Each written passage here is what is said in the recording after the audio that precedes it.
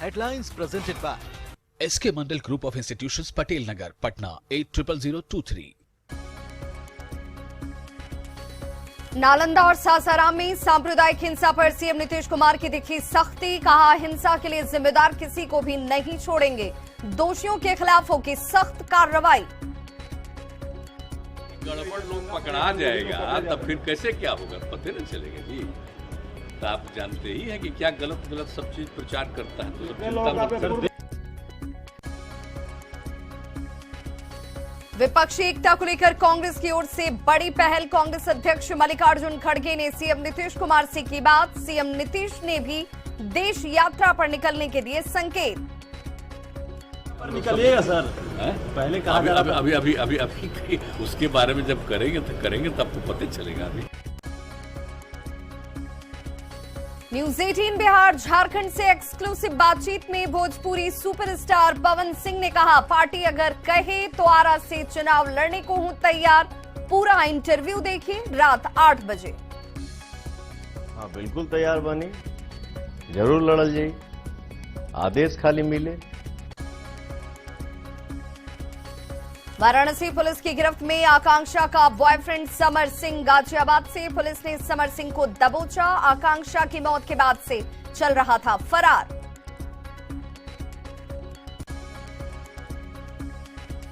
जहानाबाद सदर अस्पताल में गलत इंजेक्शन लगाने से 22 महिलाओं की बिगड़ी तबीयत। परिजनों के हंगामे के बाद खिड़की से कूदकर भागे डॉक्टर और नर्स। सीएम नीतीश कुमार के आवास पर इफ्तार पार्टी का आयोजन। डिप्टी सीएम तेजस्वी यादव हुए शामिल। इफ्तार पार्टी का बीजेपी ने किया है बहिष्कार। Headlines presented by SK Mandal Group of Institutions, Patel Nagar, Patna 800023।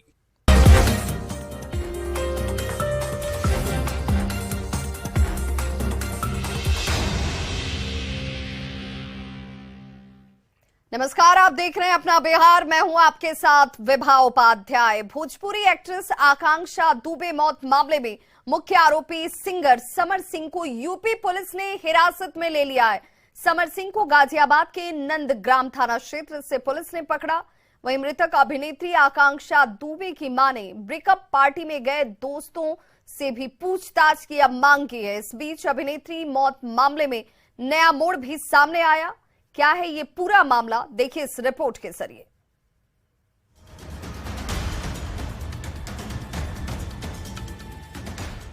आकांक्षा दुबे मौत मामले में वाराणसी पुलिस ने आरोपी सिंगर समर सिंह को हिरासत में ले लिया है।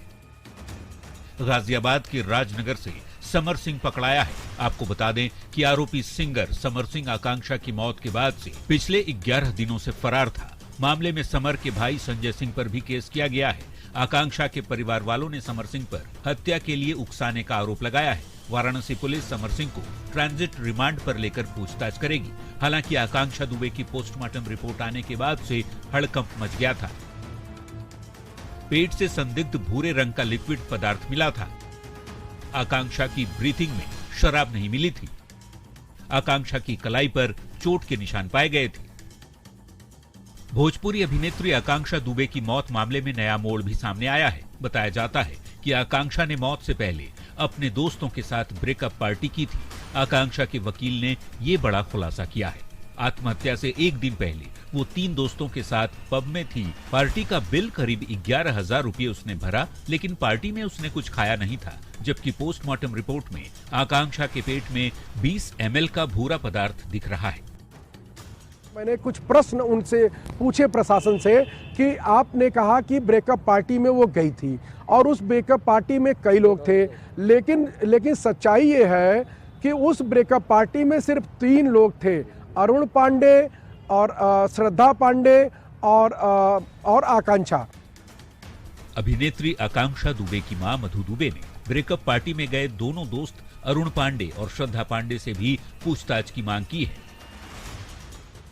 वो दोनों पार्टी में बुलाए गए। बोले कि उस दिन पुलिस प्रशासन में पूछी तो बोलते पार्टी थी, खाना पीना सब था, ड्रिंक भी करी। और होटल मैनेजर बोलता है कि हाँ ड्रिंक करके आई थी। तो पोस्टमार्टम में कोई तो नशीली पदार्थ नहीं मिली, ना ड्रिंक मिला, ना कोई केमिकल मिला, ना तो खाना मेरी लड़की के पेट में मिला। ये भूरा कलर का वो क्या चीज है उनके पेट में मेरी लड़की के। बता दें कि भोजपुरी फिल्म अभिनेत्री आकांक्षा दुबे का शव सारनाथ के एक होटल में पंखे के सहारे लटका हुआ 26 मार्च को मिला था। इस मामले में मृतक अभिनेत्री की मां मधु की तहरीर पर पुलिस ने आजमगढ़ निवासी समर सिंह और संजय सिंह के खिलाफ आईपीसी की धारा 306 के तहत मुकदमा दर्ज कराया था। न्यूज 18 के लिए गाजियाबाद से हिमांशु के साथ ब्यूरो रिपोर्ट। सांप्रदायिक हिंसा पर नीतीश कुमार ने कहा है कि वो किसी को छोड़ने वाले नहीं हैं। सीएम ने कहा कि 2018 में केंद्रीय मंत्री के बेटे को नहीं छोड़ा तो इतनी बड़ी घटना को अंजाम देने वाले को आखिर कैसे छोड़ेंगे।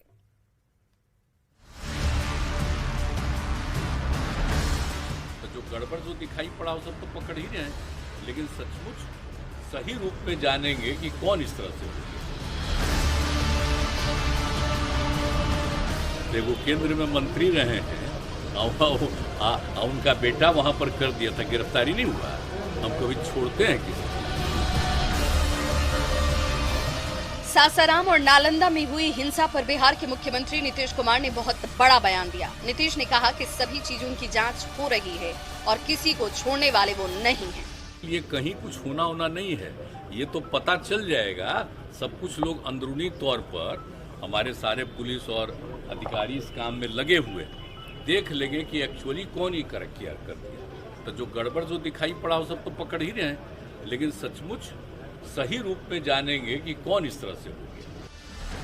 नीतीश कुमार ने दोषियों पर कार्रवाई करने की बात कहते हुए यहां तक कह डाला कि 2018 में केंद्रीय मंत्री के बेटे को नहीं छोड़ा तो इतनी बड़ी घटना को अंजाम देने वाले को कैसे छोड़ेंगे। तो याद है ना जी, 18 वाला भी भूल नहीं जाइएगा। वो केंद्र में मंत्री रहे हैं और उनका बेटा वहां पर कर दिया था, गिरफ्तारी नहीं हुआ।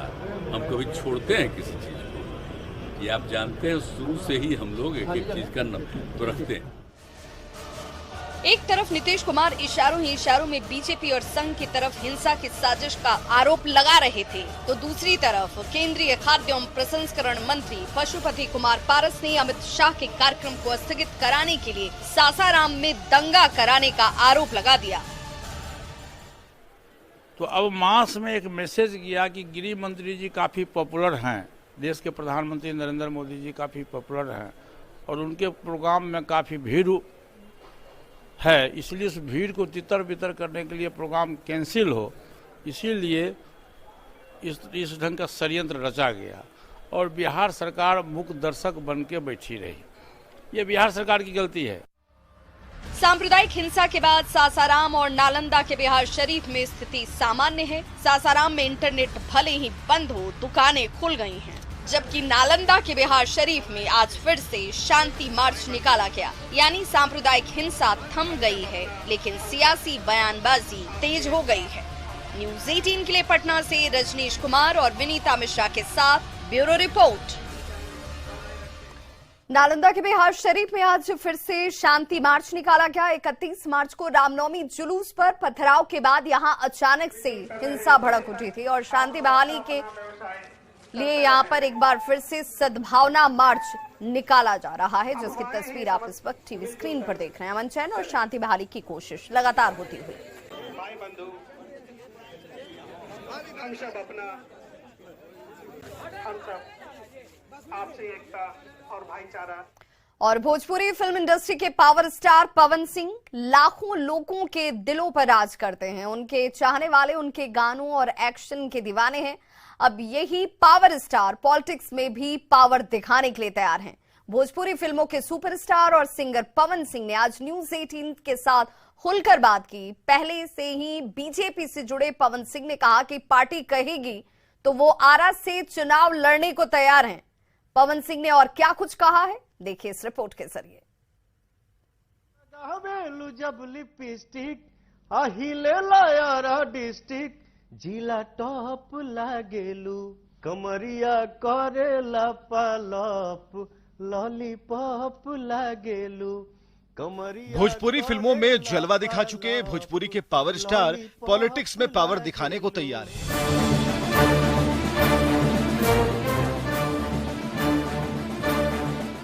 ये हम नहीं कह रहे, ऐसा खुद पवन सिंह ने न्यूज 18 से खास बातचीत में कही है।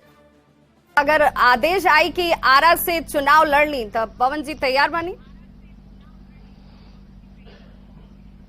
हाँ बिल्कुल तैयार बनी, जरूर लड़ल जाई, आदेश खाली मिले।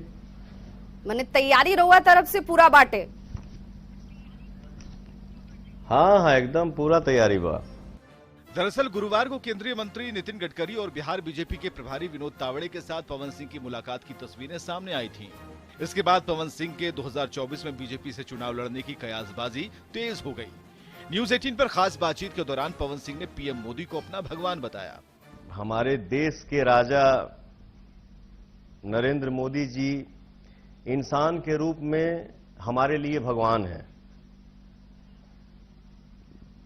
तो जौन जौन आदमी देख रहल बा, जो विकास हो रहल बा और भी विकास हुई, तो ये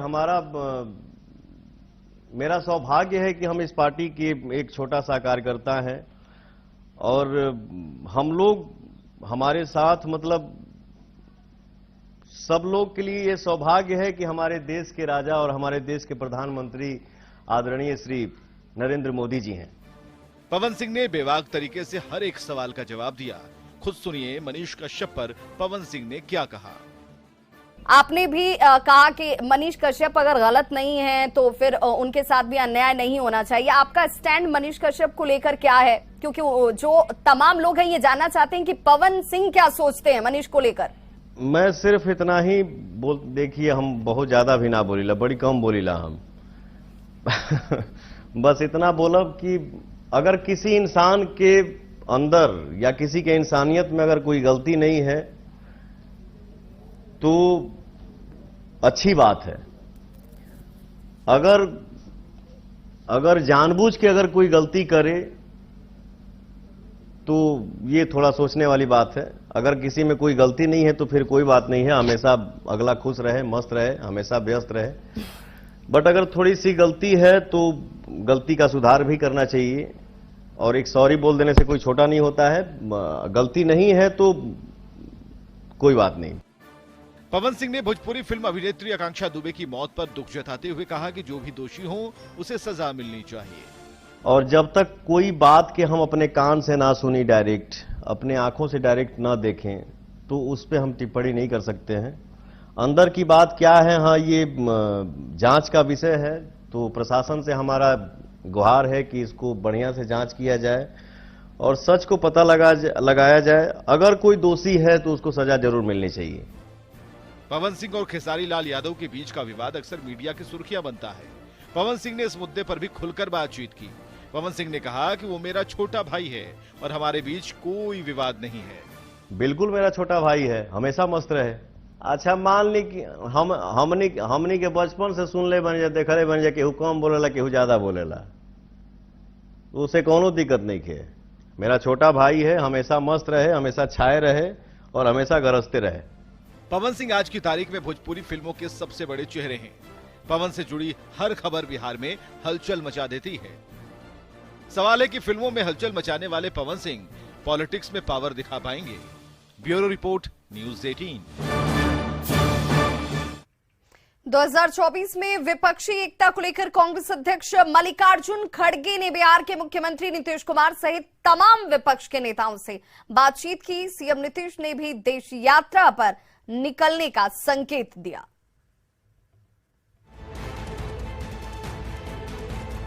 देश यात्रा पर निकलिएगा सर? पहले कहा अभी उसके बारे में जब करेंगे तो तब पता चलेगा। अभी 2024 लोकसभा चुनाव को लेकर कांग्रेस एक्टिव हो गई है। कांग्रेस अध्यक्ष मल्लिकार्जुन खड़गे ने बिहार के मुख्यमंत्री नीतीश कुमार से बातचीत की है। कांग्रेस अध्यक्ष खड़गे ने नीतीश कुमार के अलावा शिवसेना के प्रमुख उद्धव ठाकरे और तमिलनाडु के सीएम एमके स्टालिन से बातचीत की। इस दौरान उन्होंने एमके स्टालिन से बात की, उद्धव ठाकरे से बात की और बिहार के मुख्यमंत्री नीतीश कुमार से बात की। हालांकि बिहार में कांग्रेस गठबंधन की सरकार में है, लेकिन कई ऐसे मौके आए जब जेडीयू की राह कांग्रेस से जुदा देखी। ये कोशिश की जा रही है, प्रयास किए जा रहे हैं मल्लिकार्जुन खड़गे की तरफ से इस बार विपक्ष 2024 चुनाव के लिए एकजुट हो और उनके वोटों का बिखराव न हो। अब तक नीतीश पहल करते रहे हैं। पहली बार कांग्रेस एक्टिव हुई है। इन सबके बीच शुक्रवार को नीतीश कुमार पटना मेट्रो निर्माण कार्य देखने पहुंचे, जहां उन्होंने बहुत बड़ा संकेत दे दिया। सीएम नीतीश ने देश यात्रा पर निकलने के संकेत देते हुए कहा कि जब निकलेंगे तब सबको पता चल जाएगा। देश यात्रा पर निकलिएगा सर, पहले कहा जा रहा था। अभी उसके बारे में जब करेंगे तब आपको पता चलेगा। अभी देश यात्रा पर निकलिएगा सर, पहले कहा जा रहा था। अभी उसके बारे में जब करेंगे तब आपको पता चलेगा। अभी 2024 में महागठबंधन की सरकार बनने के साथ ही सीएम नीतीश ने विपक्षी एकता की कवायद शुरू की थी। इस क्रम में नीतीश ने तमाम विपक्षी नेताओं के साथ कांग्रेस नेता सोनिया गांधी और राहुल गांधी से मुलाकात की, लेकिन तब कांग्रेस वेट एंड वॉच के मूड में थी। नीतीश ने 2 मौकों पर यहां तक कह दिया कि वो कांग्रेस के फैसले का इंतजार कर रहे हैं। अब जबकि कांग्रेस एक्टिव हो गई है तो सवाल है कि क्या विपक्षी एकता का चेहरा नीतीश बनेंगे। न्यूज़ 18 के लिए पटना से रजनीश और दिल्ली से रवि सिसोदिया की रिपोर्ट। वहीं 2024 लोकसभा चुनाव के लिए बिहार मॉडल की चर्चा जोरों पर है, जिसके सहारे सीएम नीतीश कुमार केंद्र की राजनीति को साधने की कवायद में जुटे हैं। नीतीश कुमार भले विपक्षी एकता वाली बात आगे रखकर बढ़ने की बात कर रहे हों, लेकिन जेडीयू नेता पीएम की उम्मीदवारी वाली चर्चा को जिंदा रखे हुए हैं। जेडीयू के बिहार मॉडल पर सियासत तेज है, देखिए हमारी यह खास रिपोर्ट। बजट सत्र खत्म होते ही इस बात की चर्चा तेज हो गई है कि CM Nitish mission Bihar model को आगे कर गैर बीजेपी पार्टियों को एक करने के लिए अब बाहर निकलने वाले हैं। जेडीयू की तरफ से बिहार मॉडल के बहाने नीतीश कुमार की प्रधानमंत्री पद की उम्मीदवारी वाली चर्चा लगातार बनाए रखने की कोशिश जारी है। माननीय मुख्यमंत्री नीतीश कुमार जनता दल यू के सर्वमान्य नेता हैं। बिहार मॉडल राजनीतिक विकल्प के रूप में राष्ट्रीय स्तर का विमर्श का केंद्र बने, यह तो हमारी पार्टी की अपेक्षा है। बिहार मॉडल के सहारे भले ही सीएम नीतीश कुमार दिल्ली जाने का मन बना रहे हो, लेकिन कांग्रेस के स्टैंड का इंतजार नीतीश को भी है। हालांकि राष्ट्रीय अध्यक्ष मल्लिकार्जुन खड़गे ने सीएम नीतीश से बात की है। नीतीश बाहर निकलने के सवाल पर कह रहे हैं कि जब निकलेंगे तब सबको पता चल जाएगा। देश यात्रा पर निकलिएगा सर, पहले कहा जा रहा था। अभी उसके बारे में जब करेंगे तब आपको पता चलेगा। अभी जेडीयू के बिहार मॉडल को देश का मॉडल बनाने की तैयारी पर बीजेपी चुटेले अंदाज में हमला बोल रही है।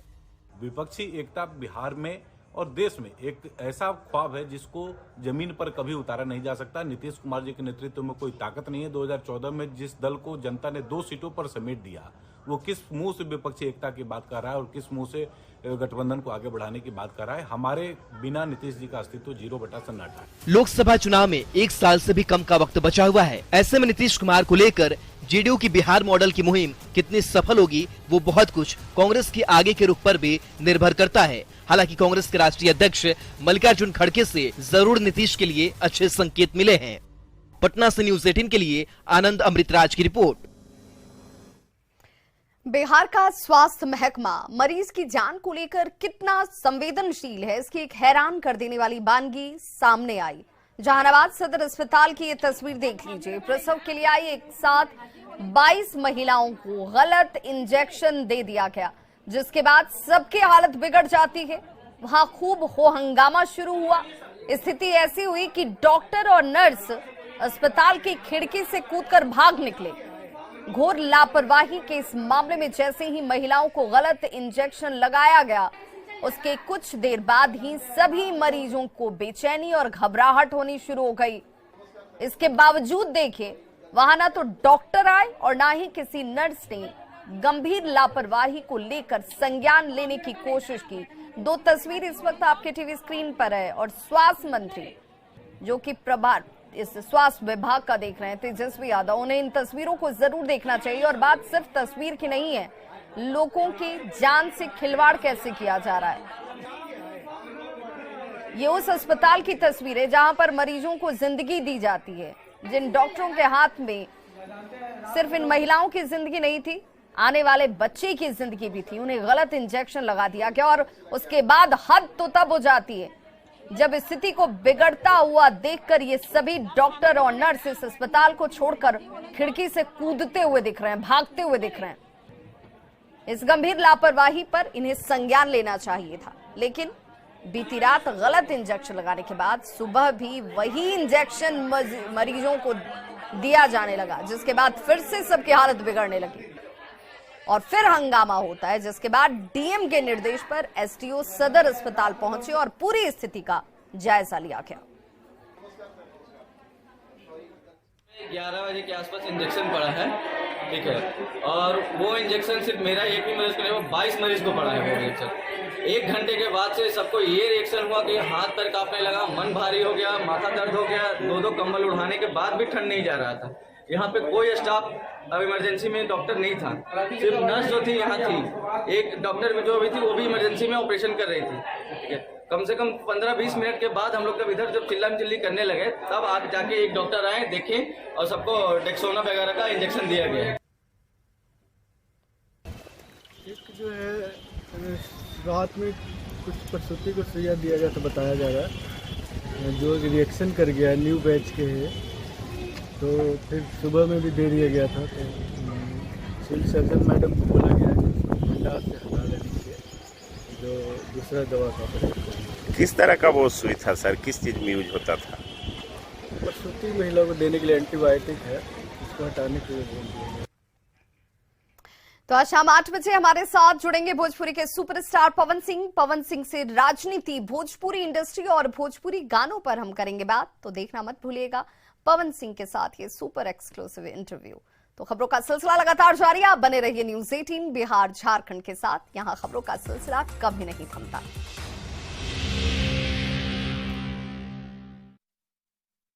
हेडलाइंस प्रेजेंटेड बाय पेट सफा आयुर्वेदिक चूर्ण, पेट सफा